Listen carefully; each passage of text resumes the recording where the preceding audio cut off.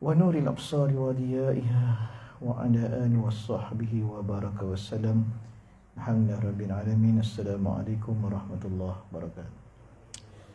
Alhamdulillah, tersambung lagi kita Sabilal Muhtadin, muka surat 35 Qala musannif rahimahullah ta'ala, mas'alatun, jikalau memakan binatang akan biji-bijian, kemudian maka dimuntahkannya. Dia makan, wah, dia muntah balik. Atau diberakkannya akan dia, maka ditelik kepada biji itu. Jika ada ia biji masih keras, sekira-kira jika ditanam biji itu, nescaya tumbuhlah ia, maka biji tadi tu yang diberak tu suci dengan dibasuh dan halal dimakan. Dan jika tiada apa, kita makan-makan keluar jadi ubah lembik ni, cuma tahi ubah lembik saja, tahi lah. Tiada seperti demikian itu, maka iaitu najis. Inilah hukum kopi luwak. Kopi luwak, busang tu dia makan, dia berak balik kan. Dia makan kopi luwak, makan biji kopi tu, dia berak, orang buat kopi sedap, mahal. Kalau orang tahu asal dia macam mana. Saya makan dia sikit perut, panas. Durian gajah makan, keluar berak, keluar durian balik, mutan najis. Cuci dia makan boleh. Sebab nama dia biji, bukan nama dia tahi. Apa saja kita makan keluar balik sama, tak ubah bentuk dia kan.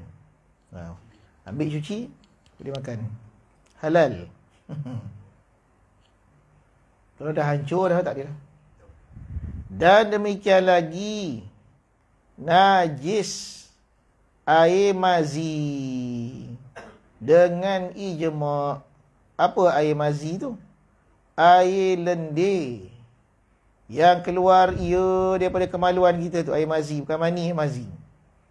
Tiada lazat tiada lazat. Dia keluar tapi tak ada rasa lazat, rasa sedap tak ada. Ketika bangkit syahwat, dia air permulaan keluar tu, najis tu. Dan adalah ia air mazi ni pada musim dingin putih warnanya, lagi kasar. Dan musim panas kuning warnanya, lagi halus. Wah, ni detail kita ni.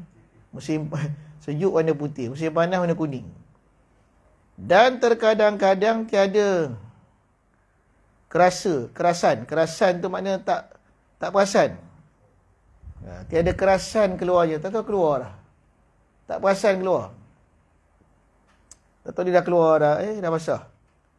Dan adalah mazi itu terlebih ghalib keluar pada segala perempuan daripada orang laki-laki. Istimewa pula tak kala bangkit syahwat mereka itu, mereka perempuan. Ni detail habis itu. Air mazi tu, tu najis. Kena cuci lah. Tak cuci, tak sah sembahyang. Dah hati-hati. Demikian lagi najis air wadi dengan ijma'. Apa tu air wadi? Air yang putih, air keluar kat kemaluan warna putih, lagi keruh, lagi kasar. Kasar ni kita bukan ni kasar, tak licin, kasar.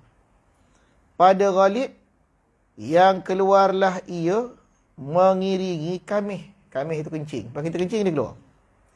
Atau tak kala menanggung suatu yang berat, ataupun kita letih sangat tu, kadang rasa keluar.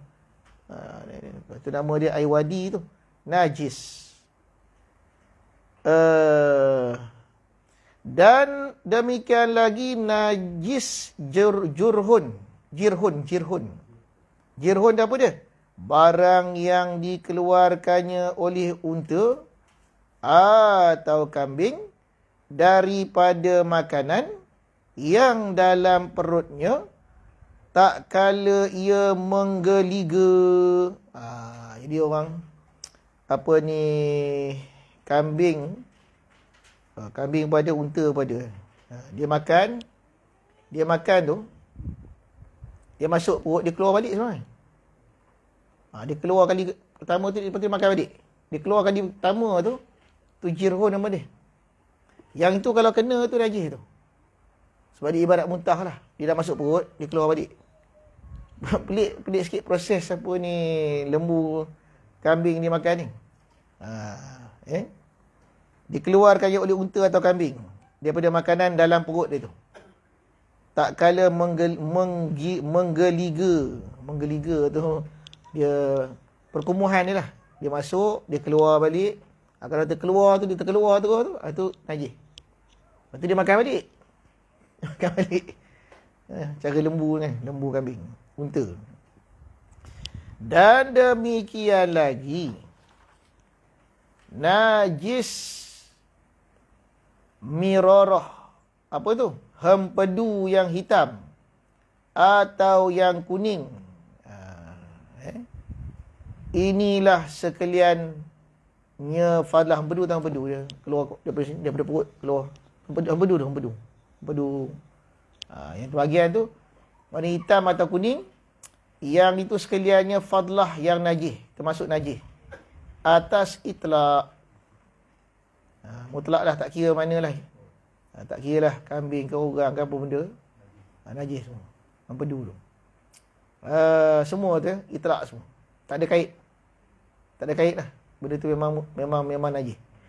Adapun air liur, dan air mata, dan air hidung, dan hingus, dan air peluh, dan mani, dan air susu, dan alaqah. Alaqah ni segumpal darah. Sebelum dia jadi janin, dia alaqah dulu. Alaqah ni segumpal darah. Daripada darah, segumpal darah menjadi mudrah. Mudrah segumpal daging. Mudratan, segumpal daging. Dia 40 hari, air mani tu dia akan jadi segumpal darah. Dicampur jadi segumpal darah. Nama dia alaqah. 40 hari pula lagi, dia jadi mudrah, segumpal daging. Lepas tu barulah jadi janin. Barulah tumbuh tangan, kaki, sebagainya. Jika ada ia mana ni, daripada anjing atau babi, atau daripada anak yang jadi daripada keduanya, anjing dan babi, atau salah satu daripada keduanya yang dikahwinkan dengan haiwan yang suci, maka iaitu najis sekaliannya. Kalau dia itu jadi daripada alaqah mudrah ni, alaqah dan mudrah tu kalau jadi pada anjing babi, itu najis lah. Najis. Dia kata, adapun air liur dan air mata, air hidung, hingus, peluh, mani, air susu, alaqah, mudrah, semua tu kalau daripada anjing babi, walaupun air liur dia, air mata dia, air hingus dia, peluh dia, air mani anjing babi tu, air susu dia, alaqah, mudrah, semua tu kalau jadi pada anjing babi, semuanya najis. Semuanya najis sekaliannya, walaupun air mata. Air mata anjing najis juga. Tak ada yang suci. Habis.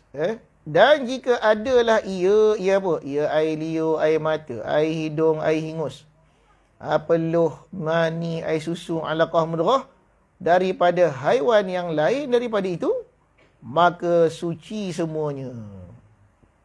Air mata kucing, air mata arnab, air hidung, air hingus, peluh, mani, air susu, semua tu suci. Melainkan air susu haiwan yang tiada dimakan, yang lain daripada manusia, maka iaitu najis. Contoh air susu kucing. Kucing tak makan kan? Air susu dia najis. Susu dia najis. Lembu kita makan. Air susu dia halal kita minum, suci. Kenguru tak makan. Air susu dia najis. Apa saja binatang yang tak boleh dimakan, air susu dia najis. Sembelih pun najis juga. Adapun air susu manusia, maka iaitu suci jua. Air susu perempuan tu suci. Dan jikalau adalah air susu tu daripada laki-laki, budak dah. Macam mana tu? Atau keluar pula air susu laki-laki. Atau daripada perempuan yang belum baligh. Sebenarnya tahu ada susu pula dah. Atau ia keluar kemudian daripada matinya sekalipun, suci. Dah mati keluar susu, suci. Sebab manusia. Laqad karamna bani Adam. Kami muliakan anak Adam tu semua suci. Adapun air liur yang mengalir daripada mulut orang tidur, jika diyakinkan keluarnya daripada ma'idah seperti adalah warnanya kuning, lagi berbau busuk, kata air liur basi tu, maka iaitu najis, sama seperti balgham yang dikeluarkannya daripada ma'idah. Ma'idah tu perut. Jadi air liur dia, kalau sekat sini air liur kita tidur keluar, itu tak najis tu. Dia yang bau busuk warna kuning-kuning tu, hijau. Kan. Dia daripada perut dia naik, dia keluar tu. Betul Israel tu. Itu najis tu. Melekat kat tilam kan. Busuk dah. Najis. Kalau kena kat pantai, pantai kena basuh. Tu air liur basi orang kira. Bukan air liur biasa. Air biasa tu kalau kita puasa keluar tadi, air liur biasa. Itu tak najis. Najis ni yang keluar daripada perut. Dia naik, keluar warna kekuning-kuningan tu. Sebab dia keluar daripada perut, nama dia muntah, najis. Dan jika tiada diyakinkan, dia keluar-keluar ni yang mana dia keluar ni? Busuk tak busuk sangat? Tak yakin keluarnya daripada ma'idah, seperti diyakinkan keluarnya yang mana ni? Yang balgham. Balgham ni lendir kan? Lendir. Kadang-kadang dia turun. Balgham ni ada daripada kepala, ada daripada perut, daripada dada. Macam-macam tempat dia keluar balgham ni. Kita yakin dia keluar daripada kepala, atau keluar daripada dada, atau daripada mulut jua. Dia tak yakin. Atau syak akan demikian itu. Adakah dia keluar daripada perut ataupun daripada dada? Balgham tu.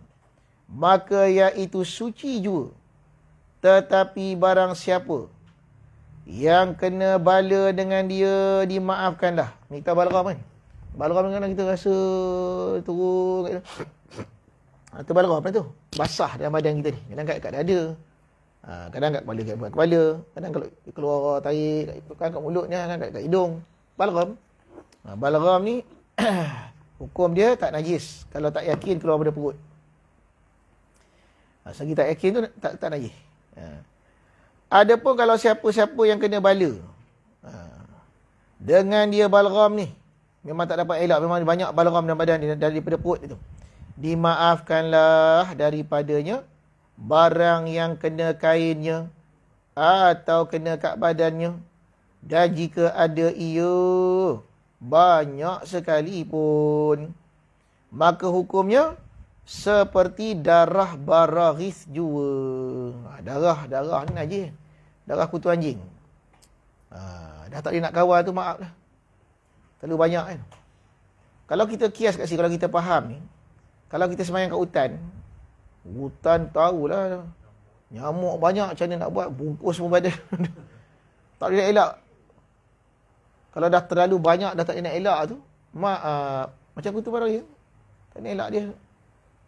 Benda yang dah tak boleh nak elak, dah mudarat, maka hukum dia berubah menjadi harus. Najis yang dimaafkan. Dan demikian lagi, suci basah farash manusia. Bukan basuh tu, basah. Dan basah farash sekalian haiwan.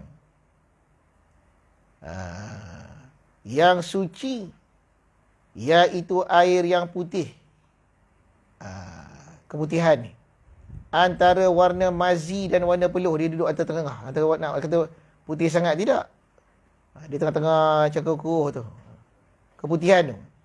Dengan syarat keputihan itu, jika ada ia pada had zohir faraj, iaitu barang yang di dalam faraj, sekadar sampai kepadanya zakar yang pertengahan panjang.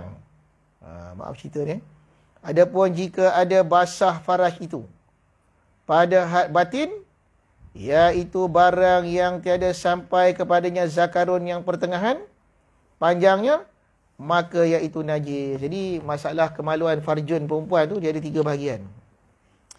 Bahagian yang paling atas sekali mesti kalau kita masuk kemaluan tu sampai. Yang ini bahagian zohir begini, bahagian zohir. Kalau keputihan tu basah tu keluar daripada situ, orang kata discharge. Yang itu dianggap peluh, tak najis. Kalau kat tengah-tengah itu syak. Bila syak pun dianggap tak najis. Dia ada khilaf kat situ. Najis tak najis. Pun tak dianggap najis. Kalau batin dari dalam betul tu, dia keluar daripada dalam tu, tu najis. Sebab dia kira daripada batin, daripada dalam. Itu masalah keputihan lah. Ada orang tanya tu. Jawapan ini jelas. Tengok dia keluar daripada mana. Kalau syak, tak pastilah ustaz. Tengah, dalam, ujung ke mana tu. Tak najis. Tak najis. Kerana masalah najis, masalah hadas, mesti dengan yakin. Kalau syak tak jadi, tak menjadikan najis. Kita syak, ia tidak. Kecuali kalau masalah macam ni. Ni selalu jadi. Subuh-subuh kita masuk bilik air. Mamai kan, masuk, keluar-keluar, dah wuduk belum? Kan? Itu macam mana tu? Kita masuk bilik air, keluar-keluar tu, macam-macam idea dapat bilik air tu. Aku ni dah ada wuduk belum? Macam mana tu? Dia tengok. Masa masuk tadi, confirm tak ada kan? Maknanya confirm tak ada. Ragu, mungkin ada, mungkin tak ada. Kita ragu, mungkin kita dah wuduk. Maka kembali pada yang yakin. Tak ada wuduk. Al-yakin la yuzalu bisyak. Yang yakin tak dihilangkan dengan syak tadi. Yakin dalam tak ada wuduk. Satu masalah lagi macam ni. Kita dah ada wuduk dah ni. Maghrib tadi. Sembang dah isyak. Dah terkentut belum? Yakin apa yakin? Yakin kita dah ada wuduk. Syak mungkin dah batal. Maka dihukum ada wuduk. Sebab asal tadi kita ada wuduk. Dia tengok pada asal tadi. Al-yakin la yuzalu bisyak. Yang yakin tak diangkat dengan sebab keraguan. Hukum hadas macam tu. Supaya umat tak jadi was-was. Kalau tidak, Sekejap wuduk. Hati-hati tu, tengok tu. Lepas tu dia kata apa lagi? Faham tu masalah tu? Dan jika syahdan lagi. Faham dia pasal keputihan ni? Jadi kalau dia pada zohir farjun, sekiranya kemaluan tu, yang pertengahan panjang tu, tak sampai tu zohir. Dah tak sampai tu batin. Syahdan, jika diketahui daripada sekalian tersebut itu, bahawasanya haiwan yang hidup yang lain dari diketahui daripada sekalian tersebut, haiwan yang hidup yang lain daripada anjing dan babi dan furuk keduanya, anjing kahwin dengan babi ataupun kahwin dengan salah satu daripada binatang halal, haiwan hidup yang lain daripada itu, suci sekaliannya. Dan bahawasanya tak kira apa binatang, semua suci badan itu. Tak kira buaya ke, katak ke, ular ke, ayam ke, kuda ke, gajah ke, rimau ke, semua suci. Dalam Islam ni binatang yang haram tu 2 je. Tak banyak apa yang haram sentuh. Yang kata badan itu tak najis. Semua tak najis. Lipas ke, cicak ke. Cicak segi tak najis. Tak cicak najis lah. Diri dia segi tak najis. Kura-kura ke. Apa saja.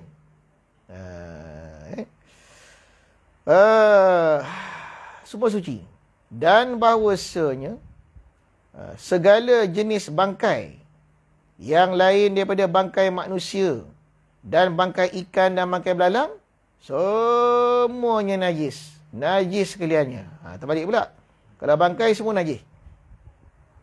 dengan sekalian suku-sukunya, seperti kakinya, dan tangannya, dan bulunya, dan rambutnya, dan tulangnya, dan tanduknya, dan giginya, dan kukunya. Semua tu kalau kita ambil, najis. Bangkai. Masa dia hidup ataupun masa dia mati. Kita cabut kuku harimau tu. Kalau berani lah. Kuku harimau pun hukum dia najis. Kita ambil kuku harimau banyak, kita gantung buat lantai semayang. Allahu Akbar. Batal semayang itu. Kerana bangkai. Harimau tu, binatang tak boleh makan. Gading gajah. Bangkai. Dia ambil belah bangkai. Najis. Semua tu najis. Kuku, kaki, tangan, rambut, tulang, semua najis. Dan jikalau bangkai haiwan yang tiada baginya darah mengalir sekalipun. Cicak tu kalau dia dah mati, najis. Najis bangkai. Najis bangkai. Itu masalah yang sekarang ni yang makanan apa tu? Yang kita cerita tu kan. Yang dia ambil daripada DNA tu. Lepas tu dia buat nak apa, nak kaki ayam, kaki. Nak bagian peha, dia buat peha ayam. Sel daripada sel dia tu. Sel tu dia buat. Sel tu dia ambil. Dia ambil tu masa dia hidup. Dah mati tak dia? Masa dia hidup. Mengambil daripada benda, tak kira lah apa benda binatang tu, dia ambil masa hidup. Dipisahkan daripada tubuh dia tu. Lepas tu dijadikan. Itu najis lah. Sebab dia sembelih syarak. Ya? Kaki lembu tu kalau kita potong, masa dia hidup, ambil, najis. Tak sembelih. Dia kena sembelih dulu baru boleh kita ambil. Kita ambil, kita buat. Najis. Lepas tu dia kata nak buat ikan. Ikan tak payah sembelih kata. Kata Ustaz Raub kata, ikan tu pun yang ambil daripada darah juga. Darah pun najis. Darah najis. Darah ikan tak najis. Darah ikan tu tak najis kalau dia kat ikan tu. Bila kita pisah daripada ikan, dia najis. Dia dah keluar dah. Lepas tu kita buat ikan. Daripada darah tu dia boleh jadi ikan. Tak payah pergi mancing dah. Tangkap kat laut. Kat Singapura dah ada tu. Singapura. Tu lagi najis lah. Ya. Ya. Dia buat kosmetik lah tu. Ya. Najis. Dia darah. Dia benda-benda tu darah kan. Benda tu asal dia darah tu. Darah yang tak najis ni ialah hati, limpa. Tu yang tak najis. Yang lain tu najis. Najis. Tubuh manusia memang haram makan. Tubuh manusia haram makan. Ini tak makan, ni pakai. Pakai buat gincu kan. Dia darah kan. Asal dia darah tu. Placenta. Ya. Darah uri tu darah. Darah tu darah tu. Tanam kan. Kosmetik je lah. Buat kosmetik. Betul. Memang semua kosmetik pakai tu ke? Ke sebahagian kosmetik? Semua pakai?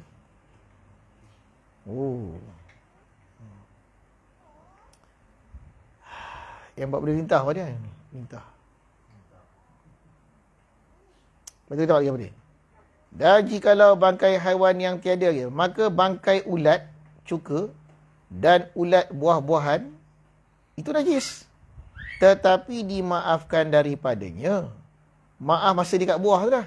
Kalau kita angkat, cabut, kita goreng, makan, haram. Dia maaf masa dekat buah tu, kita makan dengan buah-buah sekali. Maka tiada menajiskan ia akan cuka. Ulat cuka tu kan, dia tak najiskan cuka. Hanya buah-buahan. Cuka hanya buah-buahan. Dan harus memakan dia sertanya buah-buahan. Kerana sukar membezakan dia daripadanya buah. Kecil sangat, halus kan. Kat durian kan. Tapi kalau kita pisahkan tak boleh. Macam kata ulat sagu kan, ulat sagu. Ulat sagu kat Sarawak tu besar-besar kan. Tengok ulat sagu, besar. Lepas tu dia asin, digoreng buat sambal. Sambal ulat sagu. Haram tu. Najis. Dia besar, dia boleh asin kan tu. Buang dia. Lepas tu apa lagi? Dan segala suku-suku haiwan, bagian-bagian haiwan yang bercerai ia daripadanya haiwan ketika hidup, samalah hukumnya seperti bangkainya pada waktu sucinya dan najisnya. Nampak tu? Ulang balik. Segala suku-suku haiwan, bagian-bagian haiwan tu yang bercerai daripadanya, berpisah daripada haiwan tu, ketika hidup, kaki dia tercabut, tanduk dia tercabut masa hidup, dia patahkan tanduk masa hidup, gigi kita patahkan, semua tu kita ceraikan. Hukumnya seperti bangkainya. Bangkai dia suci tak? Bangkai dia najis. Dia pun najis juga. Sama hukum dia. Walaupun benda yang boleh dimakan sebab tak sembelih lagi. Bangkai kan? Yakni jika ada bangkainya itu suci, seperti bangkai manusia. Bangkai manusia suci. Maka suku-suku yang bercerai ia daripadanya masa dia hidup, dan tembuninya, sucilah sekaliannya.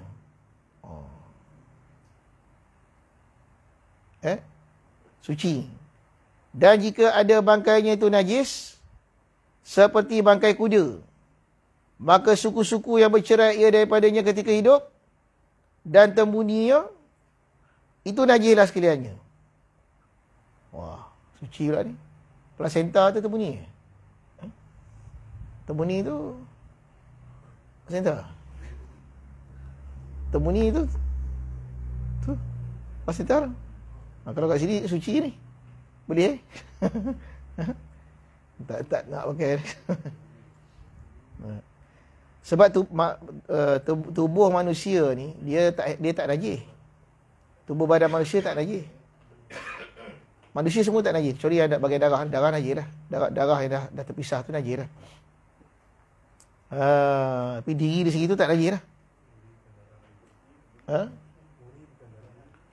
Uri kan darah. Bukan darah. Bukan darah tak ada tembuni Tembuni tak najis. Tembuni tak najis. Uri lah tu. Tembuni tu uri lah. Yang kita tanam tu. Tak najis tu. Tak najis. Sebab tubuh manusia tak najis. Laqad karamna bani Adam tu. Kalau darah najis. Kalau yang buat berdarah. Bagian darah tu najis. Kalau dia berdarah, kita cuci lah. Lepas tu apa hukum dia kata uri tu selalunya sebelum kita tanam, kita cuci dulu, kita bersihkan dulu. Ada orang tu dia taruh dengan apa? Asam lima apa semua tu. Itu semua adat. Apa hukum dia? Harus. Sebab tembuni tu ada kena dengan budak tu. Dia asal keluar tu kita buat tanam, tak apa, tak masalah. Tanam dalam lah supaya tak ni kan. Sebab dia sebahagian daripada tali pusat kan, dia potong masuk tu. Tak najis. Sebab manusia tak najis. Tapi tu macam tadi tu, apa dia kerbau lembu kan, ambil daging tu, ambil dia punya enzim tu masa dia hidup. Untuk buat macam sekarang ni kan, kita ambil keluar tu. Najis kan? Najis lah. Sebab tak sembelih. Bangkai beri bangkai najis. Hukum najis lah.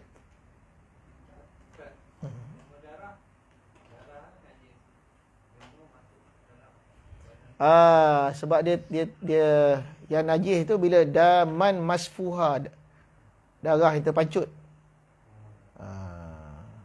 Transfusi darah tu kan. Ya.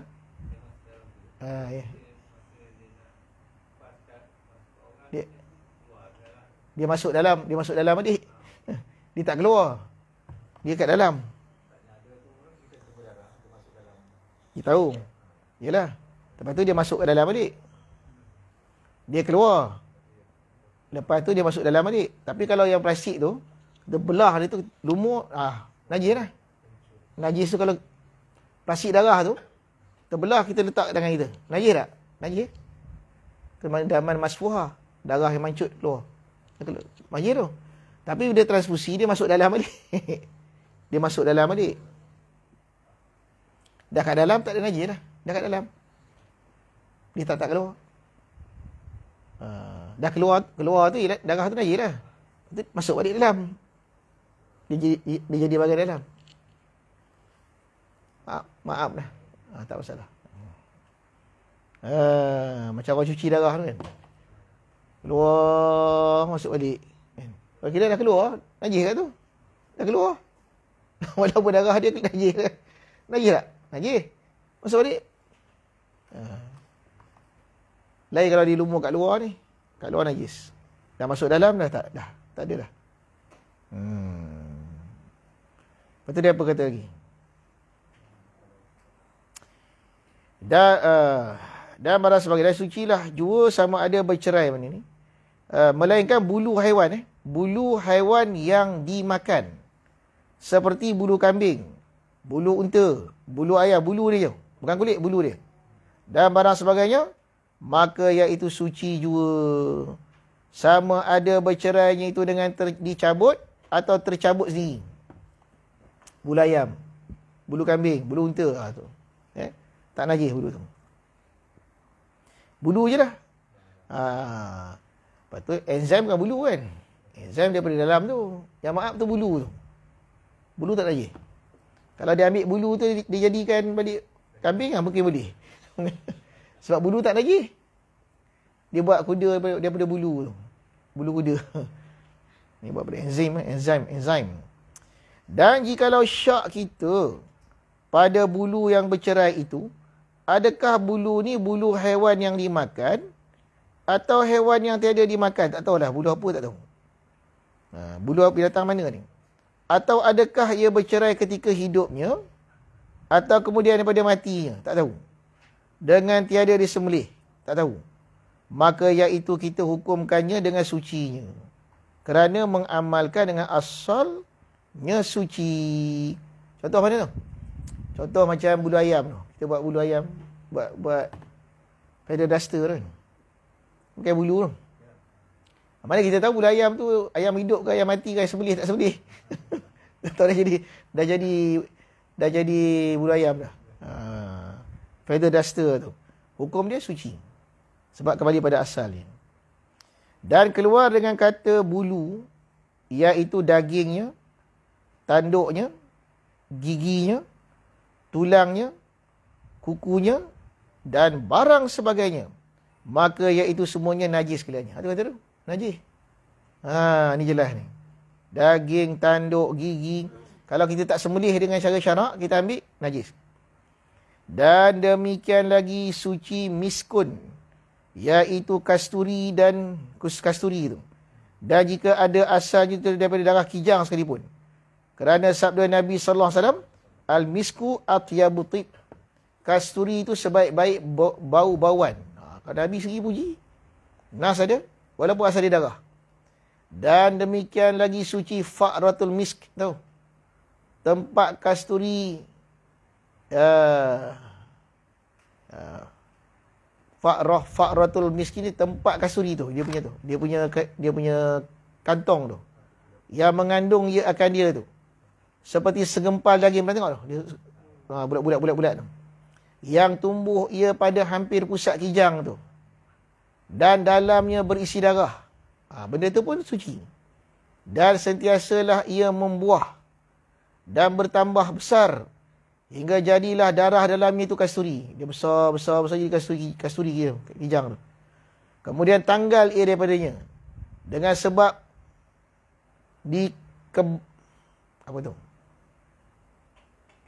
dikebatkannya akan dia pada sesuatu. Dia gesek-gesek satu, pop, tanggal.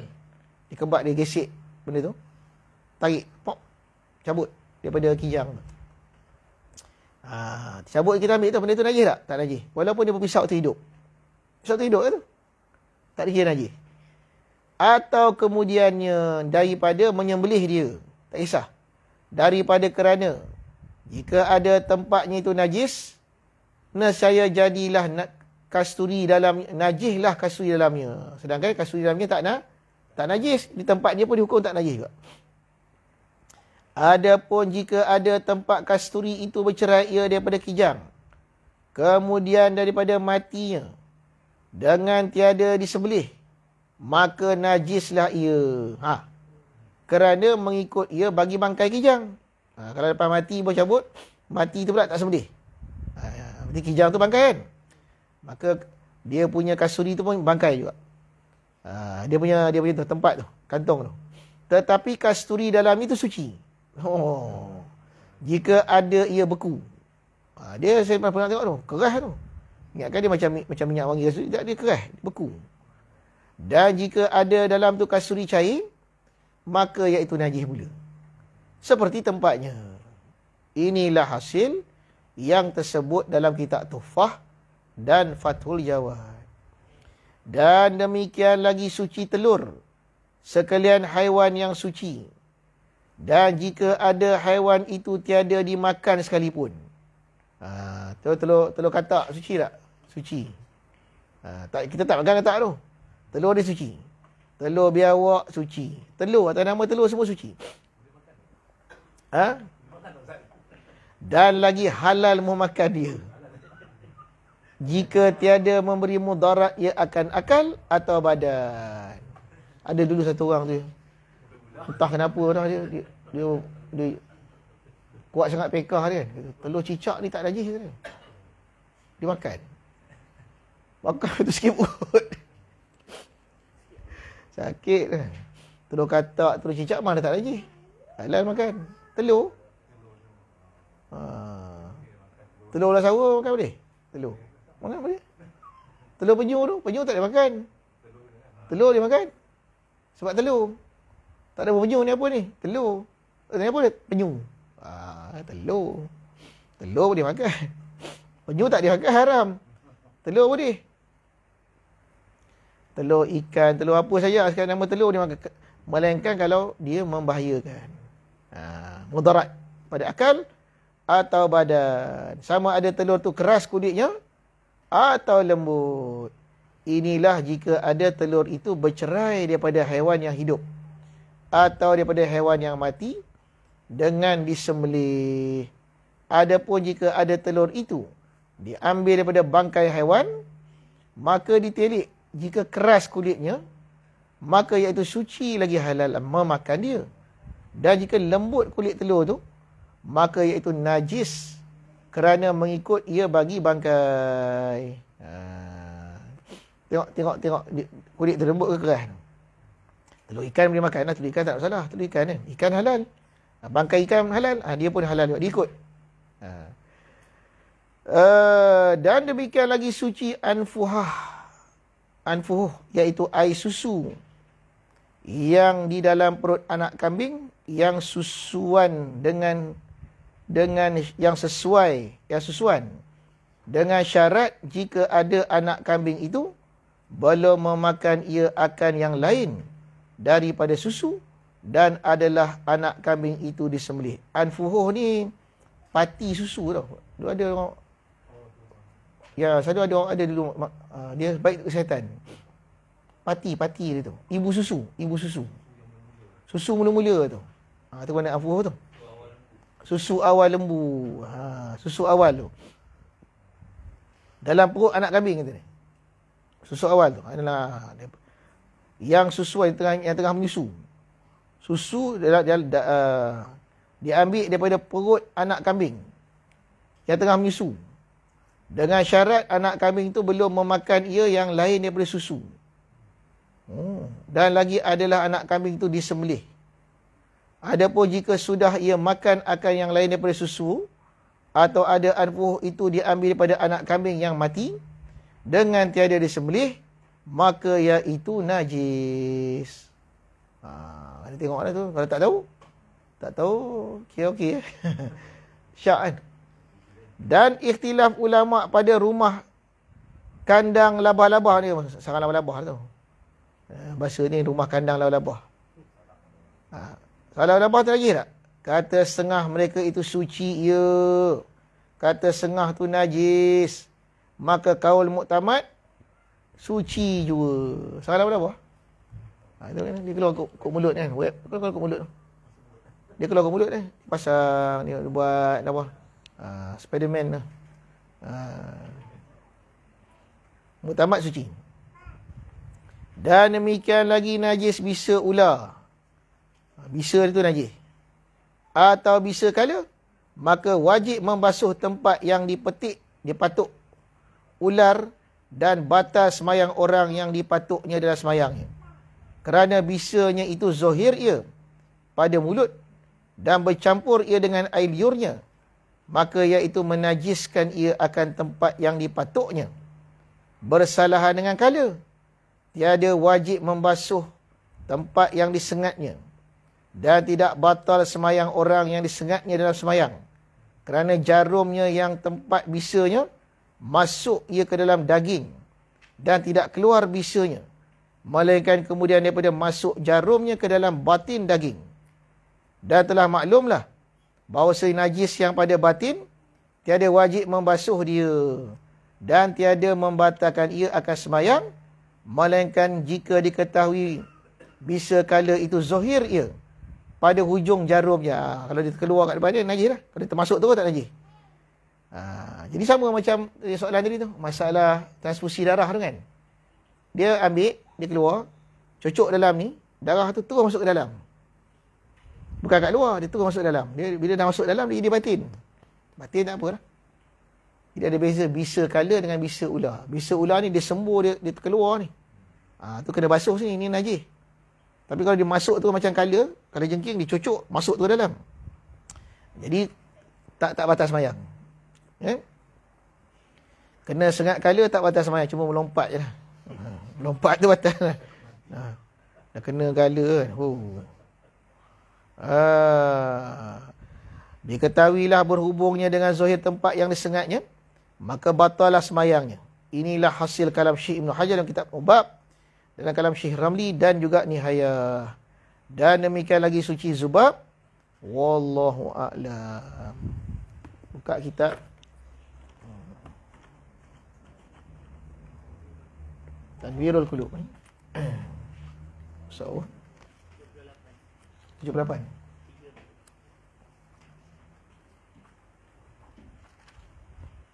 Fiqh ni kita kena mengaji. Sama-sama sekarang ni penting pula mengaji detail fiqh. Sebab banyak benda-benda pelik baru-baru ni, banyak benda-benda yang perlu jawapan. Yang asas itu adalah kitab dah ada dah. Cuma kena mengaji dah. Mengaji nampak. Mana kita?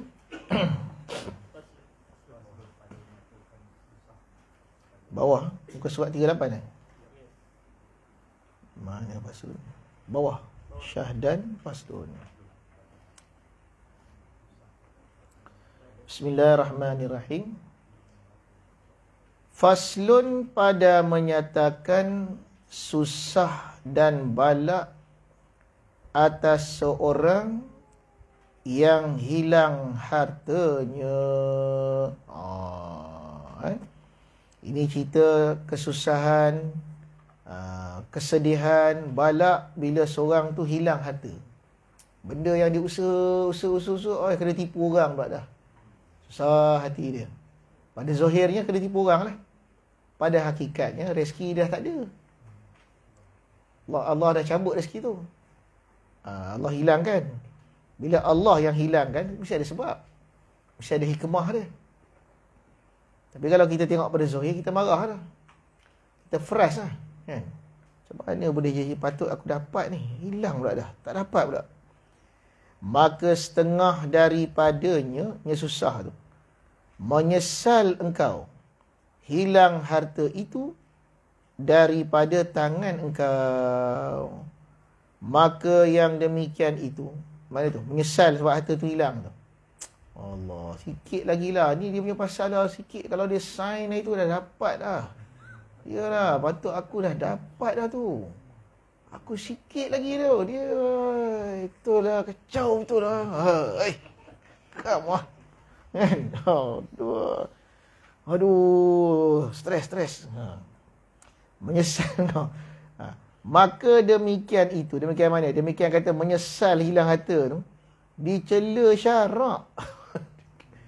Rasa tak seronok, susah hati, bengang, marah, geram tu, dicela syarak. Sudah. Kenapa? Firman Allah Ta'ala, likai la ta'sau ala ma fatakum wala tafra'u bima atakum. Surah Al-Hadid ayat 23. Artinya, wallahualam, hendaklah jangan kamu itu menyesal. Menyesal dengan mana putus asa. Ni kalau takap menyesal itu belum lagi. Tak jelas.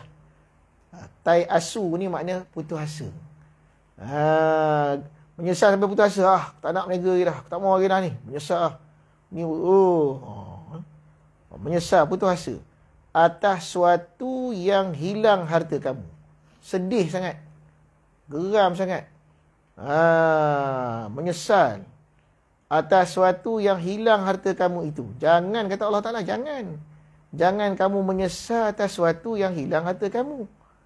Dan jangan pula kamu bersangat-sangat suka, la tafrahu, seronok sangat sampai lalai dengan suatu harta kamu yang datang ia akan kamu. Sebab apa?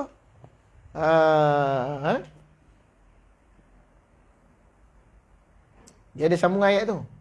Wa ma asabaka min musibatin fil ard wala fi anfusikum illa fi kitabin min qabli an nabra'aha inna fi dhalika 'ala Allahi yasir.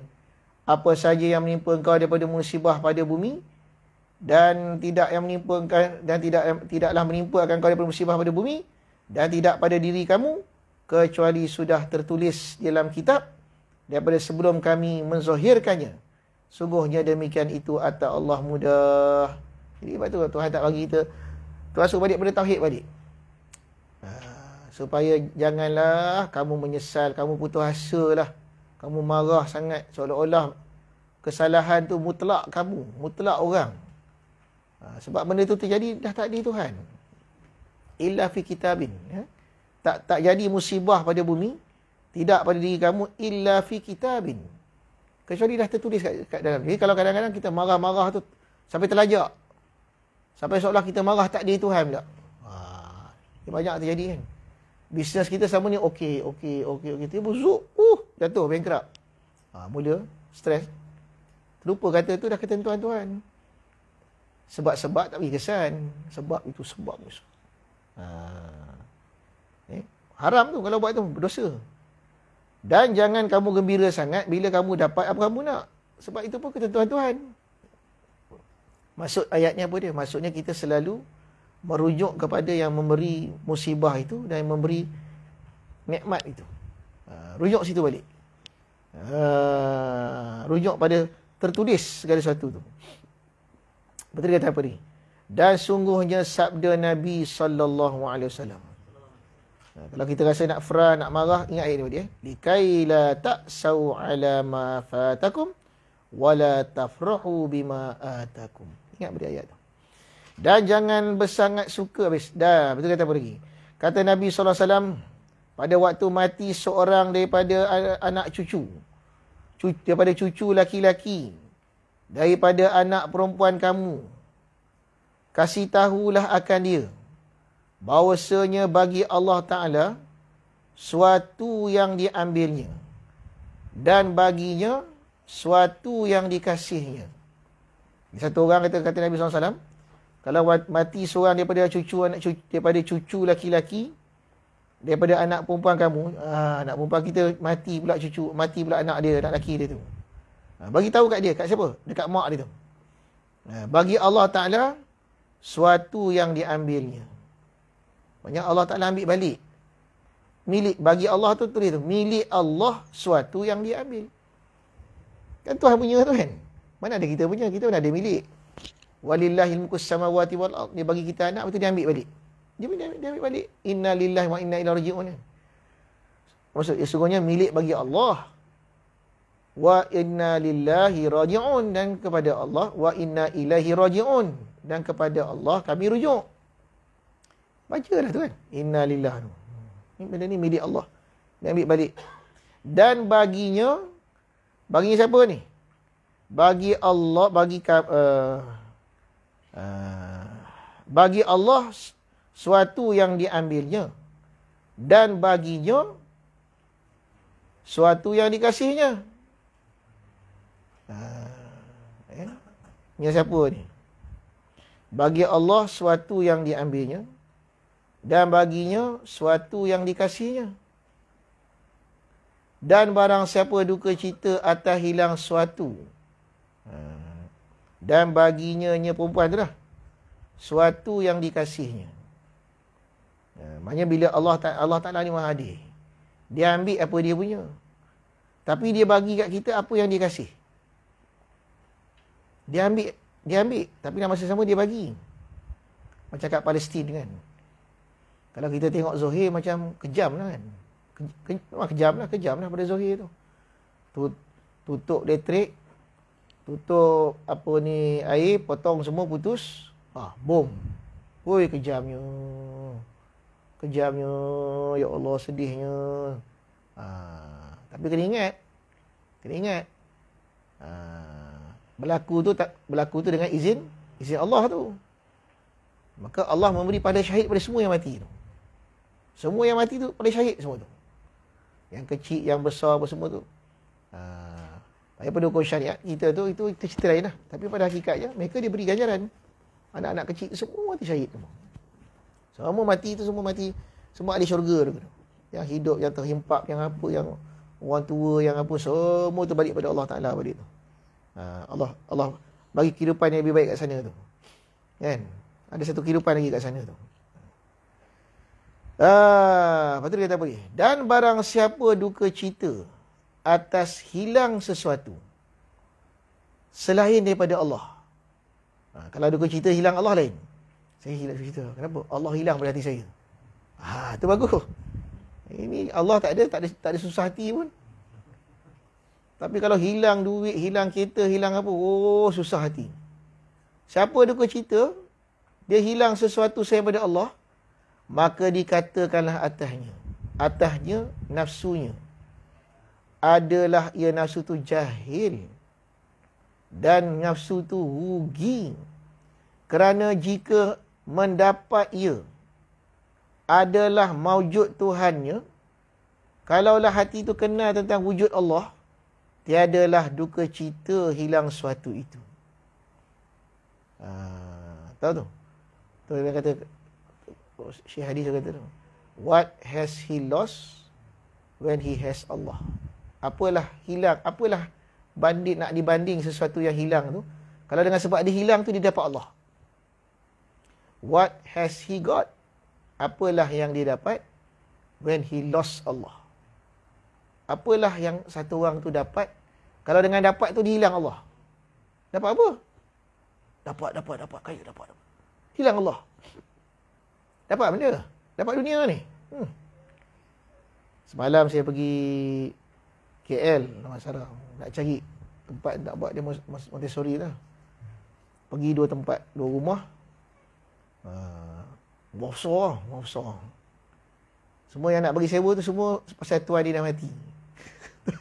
Tuan dah mati. Rumah tu yang pertama tu bersepah. Banyak barang. 3 hari buat keluar barang pun tak habis. Punya banyak sampai 3 hari keluar pun tak habis barang tu. Punya banyak tu. Saya dah duduk sini dah 20 tahun. 30 tahun. Bapak saya semua kami duduk sini tahun 1980. Bapak saya kain banner sana tambah. Mati je bapak dia.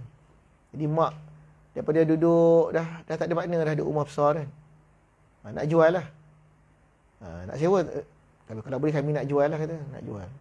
Tengoklah rumah. Apa makna, apa dapat, apa ada. Rumah tu tinggal. Pergi rumah nombor 2. Wah, rumah nombor 2. Rumah Datuk lah, rumah Datin. Pun macam tu juga. Masuk rumah tengok. 2 tingkat. Suami dah meninggal, Datuk dah meninggal dengan Datin lah. Datin tu pun tinggal seorang kat atas. Masak pun kat atas. Nak jual ni Ustaz, kalau boleh nak jual. Tak nak balik dah sini. Tak larat dah rumah, tak boleh nak rumah. Bilik 6, bawah 2, 8 bilik. Bilik air sampai 7. Bilik air 7. Nak jual. Kan? Terfikirlah hati tu. Kalaulah yang mati tu mati tu tahulah apa nak jadi macam ni dah. Dia tak bina rumah ni. Dia akan bina rumah kat akhirat.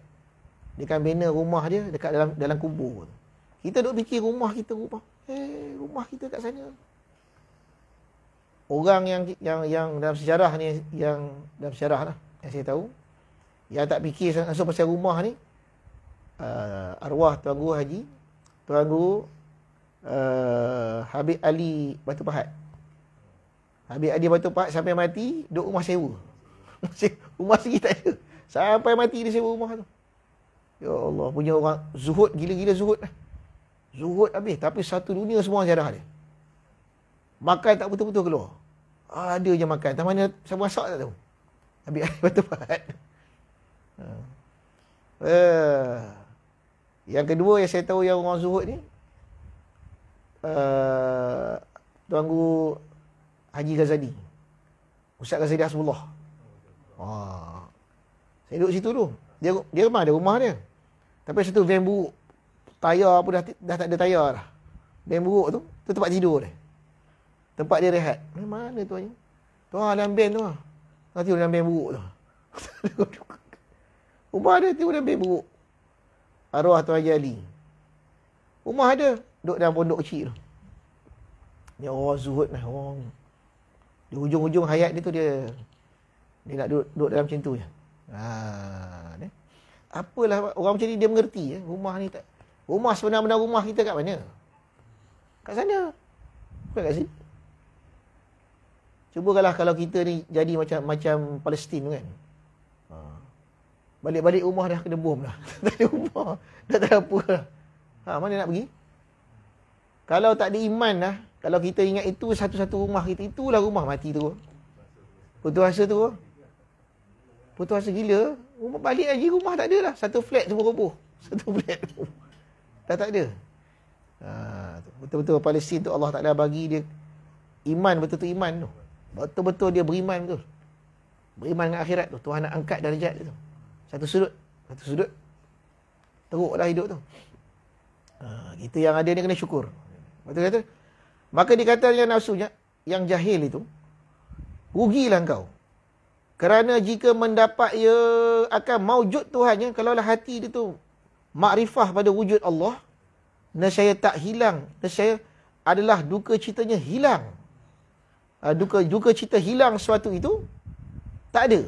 Tak ada duka cita tu. Sebab dia dapat wujud Allah. Dan taklah terbalik dari situ, apalah gunanya ada segala sesuatu kalau wujud Allah tu tak ada. Maksudnya tak merasai wujud Allah. Agak-agaklah kalau kita kat orang Palestin rasa tak wujud Allah tu, rasa. Semua dah tak ada lah. Rumah. Yang ada, terasa Allah wujud tu. Terasa Allah wujud. Sebab semua dah tak ada. Kita ni sebab semua ada, wujud Allah tu pula tak ada. Wujud rumah sini, nak wujud itu, nak ini. Hilang wujud Allah. What has he got when he lose Allah? Apalah dia dapat kalau mendapat itu menyebabkan dia hilang Allah? Dan apakah erti kehilangan itu? Kalau dengan sebab kehilangan itu dia mendapat Allah. Apa erti dia? Semua hilang, dapat Allah. Tak ada mana. Hilang pun hilang lah. Dapat Allah. Dapat yang menjadikan rumah tu. Dapat semua tu. Manis dapat Tuhan ni. Dan taklah mengetahui hamba itu suatu harta yang hilang daripadanya, tiadalah rezeki baginya. Tu dah. Kalau hilang, tak ada rezeki tu. Bukan hilang tu maknanya hilang sebab hilang tu hakikatnya rezeki, tak ada rezeki. Kalau rezeki dia datang balik, dia pasti datang balik. Tak dapat tu, tak rezeki dia. Orang-orang ahlilah itu dia tak nak tengok sebab. Sebab hilang tu kena curi, sebab hilang tu kena tipu, sebab hilang tu sebab tak bagi kesan. Musabbibal asbab tu siapa? Allah. Allah tu rezeki tu. Sebelum dia bernama harta, dia nama dia rezeki. Sebelum nama dia rumah, nama dia rezeki. Sebelum nama dia makanan, nama dia rezeki. Rezeki ni siapa bagi? Allah. Dia nak ambil balik. Atau tiada datang rezeki itu atasnya. Sama ada hilang hartanya, sebab tiadalah rezeki itu untuk dia. Atau tiada datang rezekinya itu atasnya dengan sebab Bukan bahagiannya. Dah tak ada bahagian. Bukan bahagian kita, tak ada. Kerana jika adalah rezeki itu bahagiannya, tiada hilang daripadanya. Contoh macam mana? Mungkin tuan-tuan pernah pengalaman ni kan. Terjatuh beg duit, tak teringat. Lepas 2 hari ada orang datang. Ni beg duit tuan ni. Saya jumpa kat mana?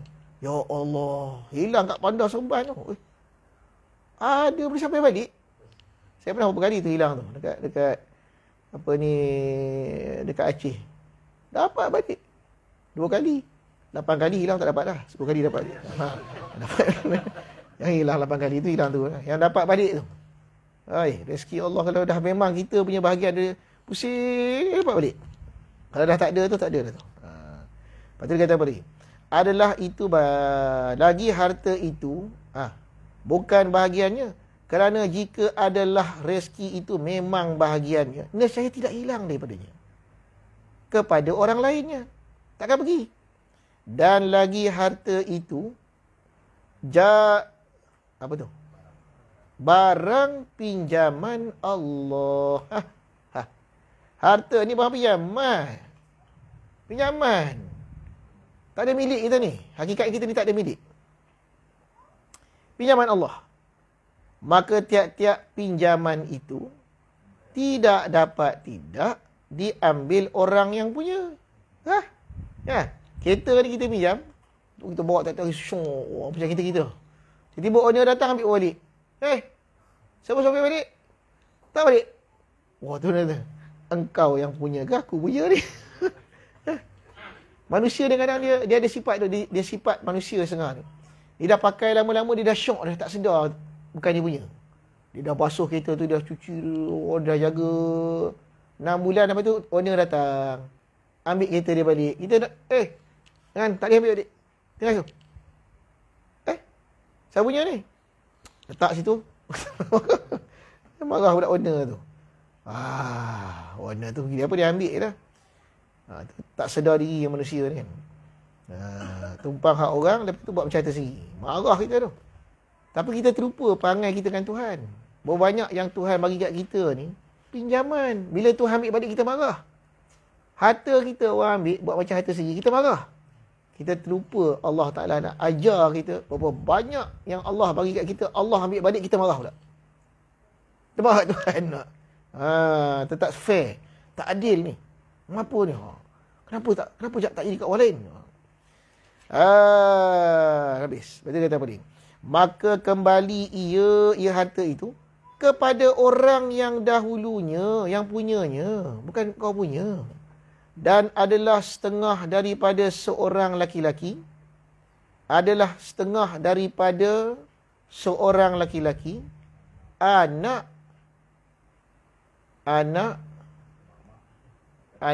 mamak perempuan, anak makcik. Anak mamak tu anak makcik. Makcik perempuan tu. Laki-laki tu anak makcik. Perempuan tunangnya. Anak makcik perempuan tu tunang dia. Dari kecil. Bertunang dari kecil ni. Wah, seronok nak kahwin ni. Tunang. Maka ketika sudah besar, datang suatu yang menegahkan berkahwin. Kemudian berkahwinlah ia tunangannya itu kepada orang yang lain. Bertunang. 20 tahun bertunang. Ambil dia orang. Maka bersangat-sangat duka citalah ia daripadanya. Kenapalah tunang dah lama tak adil, patut kita kahwin. Maka datanglah ahli faham. Ahlillah lah tu, ahli faham ni orang ahlillah. Orang yang faham baginya. Senya katanya orang ahli faham tu. Ahli faham tu orang ahli sufi. Patut engkau datang kepada suami anak mamak engkau. Katanya patut engkau datang kepada suami anak mamak engkau. Suami makcik tu lah. Suami tunangan dia lah. Suami anak mamak, suami anak makcik dia tu. Berarti suami tunangan dia. Kerana sakit hati baginya. Senya sudah tersurat dahulu isterinya Maknanya tak patut sangatlah. Tak patut engkau datang pada suami anak mamak engkau. Tak patutlah sangat. Patut engkau datang pada suami anak mamak engkau. Maksudnya kau ni tak patut. Kerana sakit hati. Kerana sakit hati baginya. Senya sudah terdahulu. Terdahulu tu mana tu? Terdahulu pada azali. Tu isteri dia. Maka hendaklah menjauhkan engkau daripada susah hati. Dan menyesal suatu yang luput daripada engkau itu. Apa tak faham ni cerita ni? Kita duk nangis siang malam pun tak guna. Sebab pada takdir tu bukan jodoh kau. Senang cerita kan? Dia memang dah pada azali jodoh orang tu. Cuma sebab belum sampai lagi kau tunang dengan dia. Tak apalah. Subhanallah. Itu banyak berlaku kan tu kan. Kita yang perasan kan. Saya ni patutnya saya tak kahwin dengan dia Ustaz. Tak patut ni. Saya ni sebab orang suruh je. Saya tak patut je. Habis siapa yang patut? Saya patut kahwin dengan orang Rusia tu. Rusia. Tak tahu dia Rusia macam mana kan. Dia belasah apa tu. Ni kita ni. Kita semua macam tak kena kan. Masa belum kahwin kena pula. Dah kahwin tak kena pula. Sebenarnya tak, sebenarnya bukan dia sebenarnya. Patutnya itu. Habis. Lepas tu dia apa lagi? Dan sungguhnya firman Allah Taala, wa minan nasi may ya'budullaha ala harfin fa in asabahu khairun itma'anna bihi wa in asabathu fitnatun inqalaba ala wajhihi. Apa tu? Khasirat dunya wal akhirah. Dzalika huwal khusranul mubin.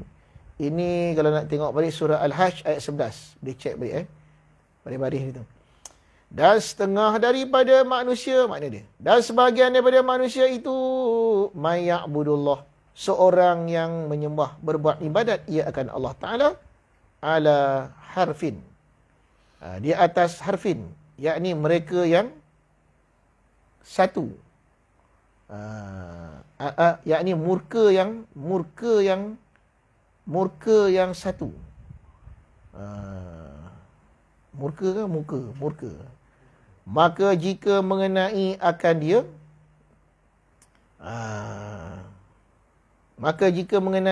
dia, dapat kebajikan, kalau dapat dia kebaikan, tenang hati dia, itma'anna, tetap hati. Orang yang aku nak kahwin dapat, sedap hati, seronok hati dia. Benda yang aku nak pisah dapat, seronok hati dia, tenang hati dia. Dan jika mengenai akan dia, balak fitnah, terpaling, inqalaba, terpalinglah ia atas mukanya, terbalik muka dia, dan hilanglah akalnya. Geram, marah. Kerugianlah ia pada dunia dan akhirat. Kata Allah Ta'ala, orang macam ni rugi dunia akhirat. Yang demikian itu iaitu rugi yang amat nyata. Maka sungguhnya mencelalah Tuhan akan seorang yang tetap hati tenang hatinya, sebab ada harta datang tu. Bagi harta yang datang. Bukan pasal Tuhan bagi tu, pasal harta tu. Harta terdapat tu. Dia sedap, seronok. Jika sempurna, katanya tiadalah tetap pada hati yang lain daripada Allah Ta'ala. Mulut dia manis. Dia kata aku ni, aku semua Allah bagi ni. Padahal harta tu. Tetap pada hati yang lain pada Allah, dia tetap pada harta tu. Dan seperti demikian itu seorang yang duka cita hati atas hilang harta, rugi yang amat nyata atasnya. Tiadalah kerana demikian itu, melainkan sebab tiada sempurna imannya. Jadi punca dia yang dikata yang dia boleh duka cita tu, iman dia tak sempurna, dia tak nampak kata Tuhan yang bagi tu. Dan makrifah bagi Allah Ta'ala. Jika adalah imannya dan makrifatnya akan Allah Ta'ala, terkaya ia ada Allah. Maksud tahu terkaya ada Allah. Tak berhajat pada daripada Allah. Cukup dengan Allah, terkaya dengan Allah. Hasbunallah wa ni'mal wakil. Hasbiyallahu la ilaha illahu. Daripada tiap-tiap yang mawjud, dan terkaya ia dengan dia Allah, daripada tiap-tiap barang yang hilang. Terkaya ia dengan wujud Allah daripada tiap-tiap barang yang wujud, dan terkaya ia dengan Allah daripada tiap-tiap barang yang hilang. Ada ke tak ada ke sama. Sebab dia terkaya dengan adanya Allah dengan diri dia tu. Dan betapa juga boleh duka cita hilang suatu itu. Kenapa? Kerana melihat ia tiap-tiap suatu itu duduk pada milik Allah. Maka sayugialah bagi engkau, jangan duka atas hilang suatu, dan jangan suka engkau atas datang suatu. Maka seorang yang kepada datangnya harta dan duka pada ketika hilangnya, seolah-olah mensabitkan ketuhanannya bagi demikian itu. Faham tak faham tu? Satu orang yang seronok bila dia sehat, dia banyak harta, dia seronok. Bila hilang, susah hati dia. Seolah harta tu dah Tuhan dia. Harta tu jadi Tuhan dia. Seolah dia menyembah harta tu. Seolah tu kata, kita dah tak sembah berhala dah. Berhala tak ada. Alhamdulillah kita tak sembah berhala kat luar. Berhala kat dalam. Berhala kat dalam diri ni. Mana-mana berhala tu material yang dah masuk dalam hati kita ni. Dan kita seronok bila dia ada, kita susah bila dia tak ada. Seolah-olah kita dah menyembah harta tu. Ini berlaku pada satu hari. Mungkin cerita ni saya dah cerita dah. Cerita balik tak apa. Yang berlaku kepada Ibnu Arabi. Satu hari Ibnu Arabi dicabar oleh beberapa orang ulama yang menyatakan dia sesat. Ulama tu datang nak berdebat dengan Ibnu Arabi. Ibnu Arabi orang kasyaf kan. Dia tengok ulama atas bawah. Ulama tanya, "Hei Ibnu Arabi, aina rabbuk? Di mana Tuhan kau?" Ibnu Arabi tengok, "Rabbuka tahta qadami." Tuhan kau ni bawah tapak kaki aku ni. Tengok kan sesat dah ni. Inilah ahli sufi sesat ni. Dia kata Tuhan kat bawah tapak kaki. Betul kau sesat. Setelah beberapa tahun, sebelum tu berkatalah, masa dia cakap itu berkatalah Ibnu Arabi Sufi kan. Dia kata idza dakhala sin zahara alif. Apa idza dakhala sin? Apa maksud dia? Apabila datanglah sin tu Sultan Muhammad Fatih. Sin. Zahara alif. Zahirlah kebenaran Ibnu Arabi. Ibnu Arabi pun cari. Datanglah Sultan Muhammad Fatih mencari tempat kat mana Ibnu Arabi dipijak. Dia suruh orang gali. Korek, jumpa emas sama tu. Baru dah terjawab persoalan yang berapa tahun dulu tu. Maksud Ibnu Arabi bila dia kata macam tu, masa dia tengok tu dia scan ulama tu. Ulama ni dalam hati dia emas ni. Ulama dunia. Lepas tu dia pejak bumi tu. Bawah kaki aku ni ada emas ni. Tuhan kau tu bawah kaki aku. Tuhan kau. Tuhan yang kau sembah dalam hati kau tu. Penyakit kau dalam cinta dunia emas tu. Bawah tapak kaki aku ni. Zahirlah kebenaran itu. Tu kata ni. Orang yang senang bila dia dapat harta. Susah bila dia nak dapat tu. Susah hati bila benda tu hilang. Seolah-olah menyabitkan ketuhanan kepada benda itu. Maksudnya macam mana? Ketuhanan tu apa? Iftikar kat situ. Dia berkendak. Benda ni yang bagi dia bahagia kan. Benda tu bagi. Bila tak ada dia susah hati. Iftikar daripada emas tu. Berhala itu. Berhala dalam diri dia itu. Tu kata dia. Lepas tu dia kata sabda Nabi SAW, ta'isa abdul dunia, ta'isa abdul dirham. Tersungkurlah pada mukanya hamba dunia. Tersungkurlah hamba dirham. Maka janganlah engkau itu kasih kepada sesuatu yang lain daripada Tuhan kau. Kerana mulia mukmin itu sebab dia itu hamba Allah, dan hinanya hamba itu bagi yang lain daripada Allah. Maka tiadalah suka ahli makrifah suka engkau apabila datang suatu, dan duka engkau bila hilang suatu. Maka tiadalah suka ahli makrifah macam tu. Suka engkau bila kau datang dapat satu, susah engkau bila hilang. Maka seorang yang suka pada datangnya sesuatu, dan duka ia pada ketika hilang sesuatu, seolah-olah hambanya itu hambanya kepada harta. Hambanya itu harta. Hamba pada harta tu. Dan orang yang tiada suka ia datang suatu. Dan tiada duka ia hilang suatu. Sungguhnya hamba Allah. Dan masuk seorang arifin padahalnya menangis. Maka katanya, kenapa engkau menangis? Itu jawabnya, mati aku punya guru. Kenapa kau nangis? Guru aku mati. Guru aku mati, kata dia. Katanya, kenapa engkau jadikan guru itu orang yang mati? Kenapa jadi guru kau orang mati pula? Dia kata, orang yang kau apabila berhendak mulia engkau. Dan titik tu. Ya? Menarik ni. Dia jumpa satu orang murid, nangis. Susah hati guru dia mati. Guru kau mati? Macam mana boleh guru kau mati? Guru mana mati? Maksud tu. Guru Allah Ta'ala. Sebenar-benar guru tu Allah mana ada mati. Engkau pergi ikut guru mati, kau 100% guru mati tu siapa suruh? Tu arwah Tuhan jadi tu masa kita orang belajar di Pondok Siliau tu. Selalu dia pesan tu.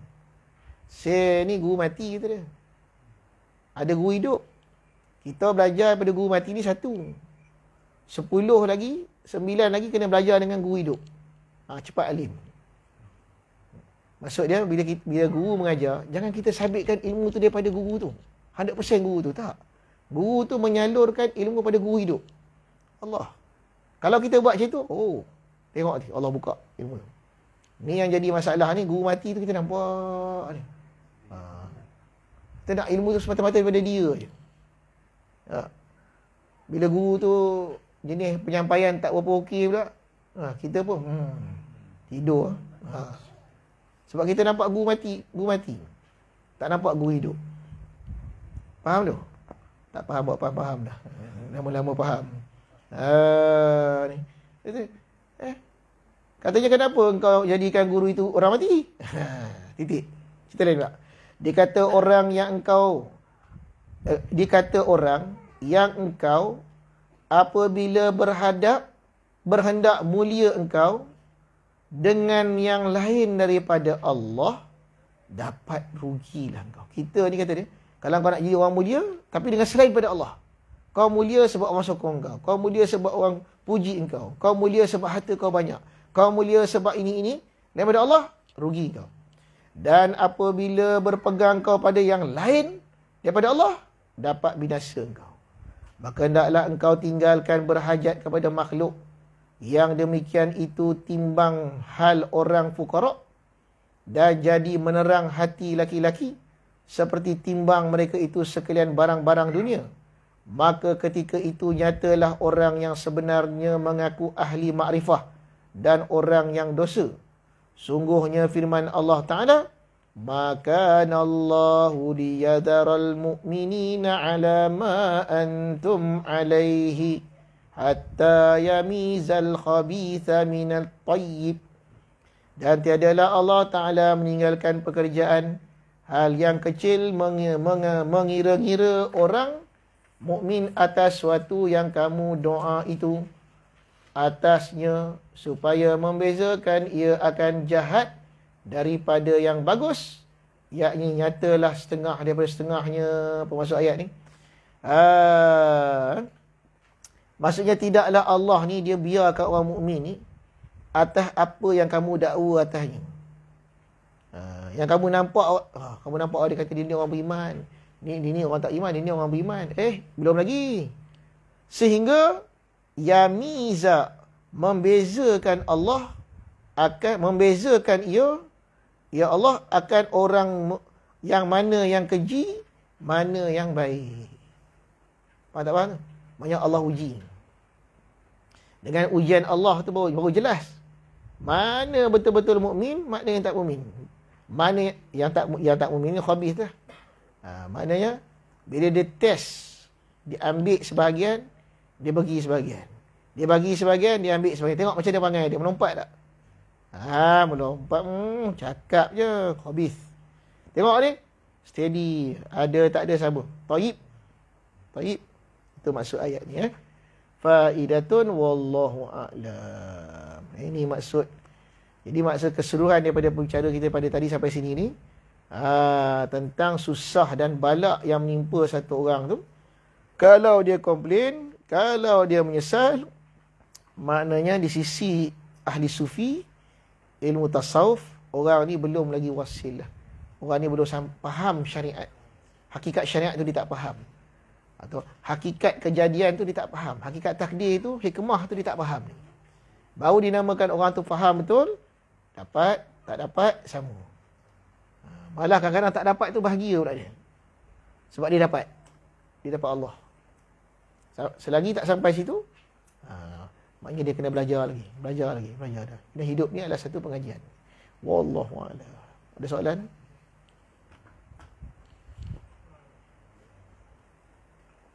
A'udzubillahi minasyaitonir rajim. Bismillahirrahmanirrahim. Allahumma ij'al min qulubina musta'mil asrarana wa ashghal bi ni'tibari afkarana. Sallallahu alaihi alhamdulillahi rabbil alamin. Allahumma salli ala Sayyidina Muhammadin Nabil Ummi wa ala alihi wa sahbihi wa sallim. Allahumma salli ala Sayyidina Muhammadin Nabi Ummi wa ala alihi wa sahbihi wa sallim.